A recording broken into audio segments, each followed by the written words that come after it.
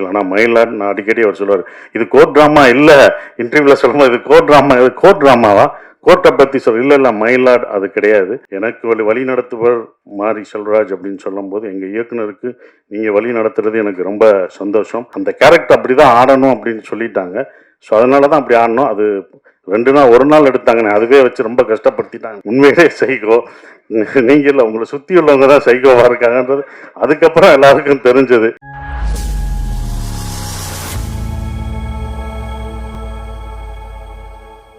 எல்லாம் வந்தது ராஜமுருகனுக்காக தான். இவங்க எல்லாம் வந்தது ராஜமுருகன் அவரை பாராட்டுறதுக்காக வந்திருக்காங்க.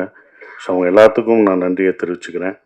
மை லார்ட் அப்படின்றது அந்த டைட்டில் அவர் வழக்கமாக எல்லா படத்துலையும் வைக்கிற ஒரு டைட்டில். ஆனால் மை லார்ட் நான் அடிக்கடி அவர் சொல்லுவார், இது கோர்ட் ட்ராமா இல்லை.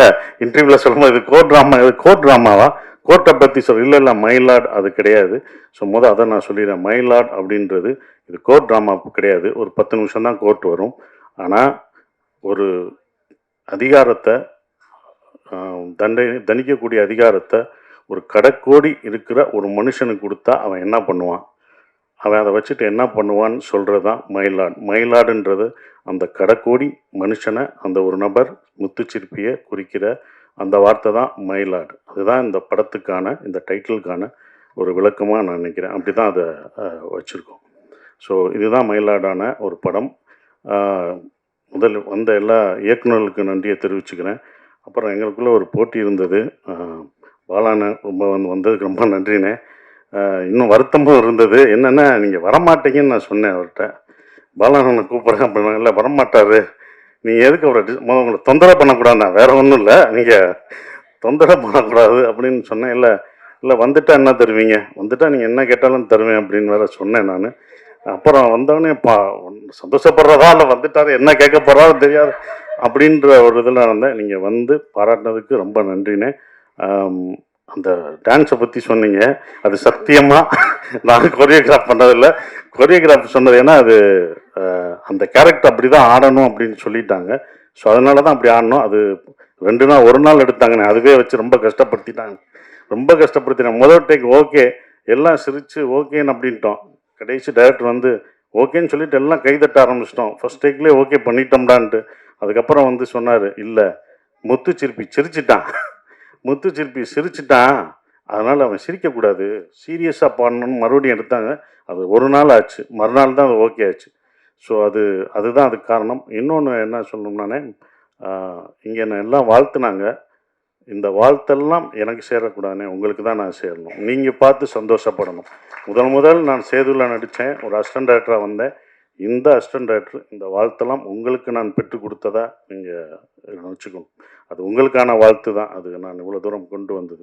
ரொம்ப நன்றி. நான் வந்தது எங்களை வாழ்த்துனதுக்கு ரொம்ப நன்றி. இந்த படம் எப்போ வரும்னு நீங்கள் கேட்டுட்டு இருந்தீங்க. நீங்கள் தான் கேட்டீங்க, எப்படியாவது அடுத்து டூரிசமுக்குள்ள அடுத்து அந்த படத்தை கொண்டு வா அடுத்த படம் இதோ கொண்டு வந்துட்டோம்னு இழுத்து கொண்டு வந்தாச்சு. ரொம்ப சந்தோஷம். மாறி உங்களுக்கும் சந்தோஷம். அண்ணன் சொல்லும்போது நான் ரொம்ப சந்தோஷப்பட்டேன். அவருக்கு எல்லாம் நீங்கள் வந்து இப்போ எனக்கு வழி நடத்துவர் மாரி செல்வராஜ் அப்படின்னு சொல்லும்போது எங்கள் இயக்குனருக்கு நீங்கள் வழி நடத்துறது எனக்கு ரொம்ப சந்தோஷம். அதே மாதிரி உங்கள் இயக்குனருக்கு இப்போ நான் வழி நடத்திட்டுருக்கேன். அதுதான் உண்மை. உங்கள் இயக்குனருக்கு ஸோ நம்ம மாற்றிக்கிட்டோம், அவ்வளோதான். நம்ம சொன்னால் அவங்க கேட்க மாட்டாங்க, நீங்கள் சொன்னாங்க அவர் கேட்பார், நான் சொன்னால் அவர் கேட்பார். அதனால் கரெக்டாக இதாகிடுச்சு. ஸோ அது எல்லாருக்கும் நன்றியை தெரிவிச்சுக்கிறேன். வந்த எல்லாருக்கும் நன்றி. சோமு சார், நான் 2வது படம், ஃபஸ்ட்டு படம் வரல, ரொம்ப சிறப்பாக நடிச்சிருந்தார். அந்த நாக்கா அப்படின்ற கேரக்டர், கதிர்வேலன் அப்படின்ற கேரக்டர் பத்திரிக்கையாளர் எப்படி இருப்பாங்க, எந்த உண்மையாக இருந்து எப்படி இருப்பாங்கன்றதை அப்படியே இது பண்ணார். உங்களோட நடித்தது எனக்கு ரொம்ப சந்தோஷம் சார். அப்புறம் என்னோட இந்த படத்தில் எங்கள் ப்ரொடியூசர் முதல் தேங்க்ஸ் அவருக்கு தான் நான் சொல்லணும். ஏன்னா அவர் என்கிட்ட கதை சொல்ல வரும்போது சரவணன் தான் சொன்னார், ராஜமுருகன் வந்து கதை சொல்லுவார், நீங்கள் கேளுங்கன்னு சரவணன் சொல்லி நான் கதை கேட்டேன். அப்போ கதை கேட்டவுடனே ராஜமுருகன் சார் சொன்னவுடனே, இந்த கதை எனக்காக எதுவும் மாற்றாதீங்க, இது என்ன எப்படி இருக்கோ அந்த கதைக்குள்ளே நான் வர்றேன், நீங்கள் என்ன நினச்சிங்களோ அதை கடைசி வரைக்கும் எடுத்துருங்கன்னு சொன்னேன். ஸோ அப்படி தான் இந்த கதை வந்து இவ்வளோ தூரம் வந்திருக்கு. இந்த கதையை எடுக்க ஒத்துக்கிற அம்பேத்குமார் சாருக்கு என்னுடைய நன்றியை தெரிவிச்சுக்கிறேன். என்னென்னா, ஒரு ப்ரொடியூசர் ஒத்துக்கணும் இது எப்படின்றது. அவர் வந்து அதை சிறப்பாக பண்ணார். வந்து சொன்னபோது, சார் ராஜ்மோகனோட ஒரு படம் பண்ணேன் சார், அது தோத்துருச்சு சார், நல்ல பையன் சார், அவன் ஜெயிக்கணும் சார், நான் இன்னொரு படம் பண்ணணும் சார், அது பண்ணணுன்னாரு சார். அது இன்னும் என் மனசில் ஓடுது. என்னோட மீட் பண்ணும்போது மீட் பண்ணும்போது ராஜ்முருகனுக்காக நான் பண்ணணும். அதுதான் எல்லாருமே நினைக்கிறது. இந்த மாதிரி ராஜ்முருகன் மாதிரி இயக்குனர் தோக்கவே கூடாது. இந்த மாதிரி இயக்குநர்களை ஜெயிக்கிறதுக்கு என்னால் என்ன முடியுமோ அதை நான் கண்டிப்பாக பண்ணுவேன். அதை தான் பண்ணிக்கிட்டு இருக்கேன். ஸோ நன்றி சார். அப்புறம் சைத்ரா பயங்கர ஆர்டிஸ்ட். நீங்கள் பாடினதை பார்த்து பயந்துறேன். ஏற்கனவே சிங்கர் வேறு, நானே அப்படி தான் மறந்தேன். ஒரு எங்கள் படத்தில் நாட்டுப்புற பாட்டு ஒருத்தவங்க பாடினாங்க. பாடிட்டு இருக்கும் நான் பாடுறேன் நீ இருமா, நீ ஏன் பாடுற, லேட்டாக பாடு, நீ இரு, அவங்க தான் பாடுறாங்க, நல்லா பாட முடியல, நான் ஒரு பாட்டு பாடுறேன்னு, சரி பாடு அப்படின்னு. அது ஒரு பாட்டு அவங்க கன்னடத்தில் ஒரு நாட்டுப்புற பாட்டு பாடுச்சு, ஏதோ மீத்தேன்னு ஒன்று பாடுச்சு. மிரண்டோம், என்ன என்ன நல்லா பாடுது நல்லா பாடுது. அப்புறம் தான் சொல்லிச்சு, ஒரு 2-3 படங்கள் கன்னடத்தில் சிங்கர் சகலகலா வள்ளி.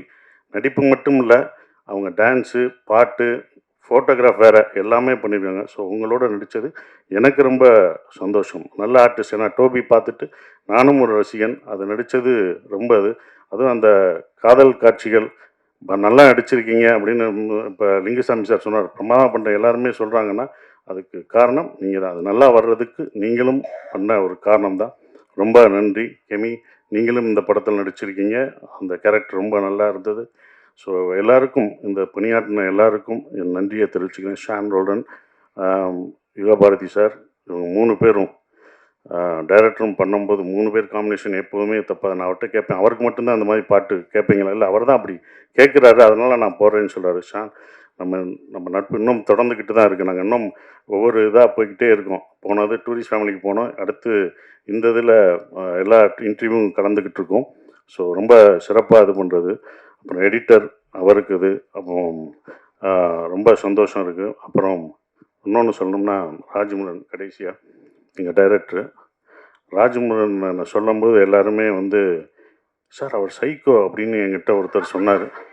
என்னடா சைக்கோன்ட்டாங்க சார், அவர் சைக்கோ ஆச்சு, அவரோட எப்படி சார் பண்ணுவீங்க அப்படின்னு நான் கதை கேட்க வரும்போது அப்படியே பார்க்கணும். கதை கேட்டு 2வது தடவை இன்னொரு தடவை கரெக்ஷன் பண்ணிட்டு ஒரு வருஷன் சொன்னார். சைக்கோவா அப்படின்னு. சரி, ஃபஸ்ட்டு டே போகும்போது நானும் அப்படி நினச்சி, ரொம்ப ரசித்து சிரிக்கிறீங்க, அவங்க ஒய்ஃபு அப்படி இல்லை, ஓகே, அவங்க வீட்டுக்காரம்மா சிரிக்கிறாங்க. உடனே என்னடா சைக்கோன்றாரு. முதல் நாள் ஷூட்டிங் எப்போ பார்த்தேன், என்னடா பண்ணுறாங்கன்னு பார்ப்போம், 2 நாள் பார்ப்போம் அப்படின்னு நினச்சி 2ஆவது நாள் பார்த்தேன். ரொம்ப நல்லா தான் இருந்தார். இவர் நடிக்கிறாரா? 3ஆவது நாளும் பார்த்தேன், நடிக்கிறாரா? அப்புறம் பிரச்சனைகள் வரும்போது என்கிட்ட டக் டக் கதவை தட்டும். என்னோடய ரூம் கதவை தட்டினா, சரி இன்றைக்கி ஏதோ ஒரு பிரச்சனை சார், ஒரு பிரச்சனை நடந்து போச்சு. என்னடா சைக்கோன்னாங்க, இவர் இந்த பிரச்சனையை ஹேண்டில் பண்ண மாட்டேங்கிறார், நம்ம தான் பண்ணணுமா, சரி பண்ணுவோம் அப்படின்னு சொல்லி.